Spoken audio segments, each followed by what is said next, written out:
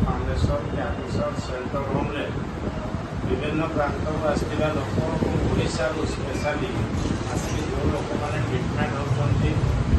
जो पेसेंट अच्छा केमती आरोग्य कामना करें आम प्रसाद बिस्कुट यू ठाकुर पाखे भोग लगे आनी बंटन करूँ। तेणु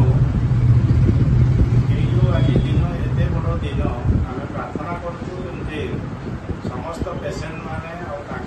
केयर टेकर समस्ते भल रुँ आ सुखरे को आसी स्टोमाज कैंसर थिला एटी 2 मास रही आसुची ट्रिटमेंट भी भल चली रही भल सुविधा अच्छी।